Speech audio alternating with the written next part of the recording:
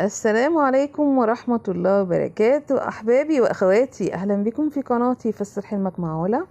أتمنى أن تكونوا بخير دائما يا رب العالمين. أقدم إليكم اليوم تفسير رؤية صلاة الفجر في المنام. بالنسبة هي رؤية خير بالنسبة للشخص المسجون، لأنها بتعني الخروج من سجنه أو الفرج له بإذن الله. وبالنسبة للرجل تعني البداية الجديدة له في عمل أو وظيفة أو حياة جديدة. إذا كان شاب أعزب ربما بيكون زواج أو سفر أو بيدل على سداد الديون. هي رؤية مبشرة له بالخير، يعني البداية الجديدة في حياة الرجل، وتدل أيضا على الهداية والصلاح أو تحسين الأحوال. دليل على الزواج للشخص العازب أو البنت العزباء أو المرأة المطلقة أو الأرملة أو البنت المتأخرة في الزواج، فإن رؤية صلاة الفجر هي دليل على الزواج لهما بإذن الله. وإذا كان الشخص مهموم أو حزين في الواقع، أيا كانت الرؤية للرجل أو للمرأة، ورأى أنه بيجري صلاة الفجر في المنام، يعني سوف ينتهي من مشاكله بإذن الله، والفرج القريب له قادم بأمر الله تعالى.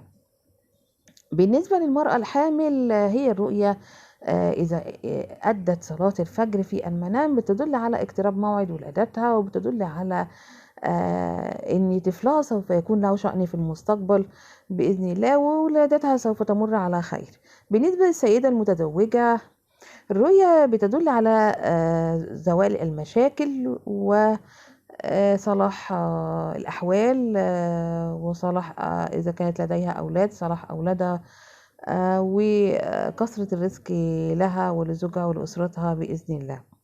بالنسبة للبنت العزباء،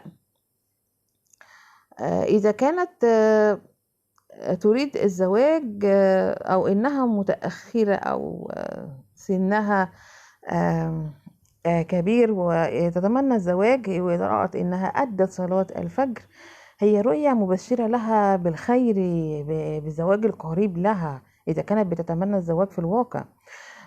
تدل أيضا الرؤية على تفوقها وفي عملها ووظيفتها واستجابة الدعاء أيضا. يعني صلاة الفجر إذا رأت إنها أدت صلاة الفجر يعني استجابة دعوتها.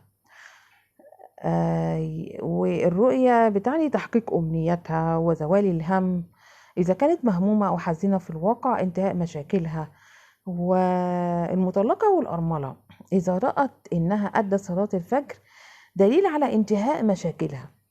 والزواج أيضا كما ذكرت، المرأة المطلقة والأرملة والشاب الأعزب والبنت العزباء، الرؤية مبشرة لهم بالزواج. والرزق القادم بالنسبة للسيدة المطلقة أو الأرملة، والنجاح في حياتها بإذن الله، لأن صلاة الفجر بتعني الخير القادم لصاحب الرؤية، خاصة إذا رأى شروق الشمس بعد ما أدى صلاة الفجر، يعني بداية جديدة في حياتها. أحبابي وأخواتي، أتمنى أن يكون التفسير قد أفادكم. لو مش مشترك في القناة، من فضلك اشترك وفعل زر الجرس، اختار الكل، والضغط على زر اللايك ليصلكم كل جديد. تحياتي لكم جميعا.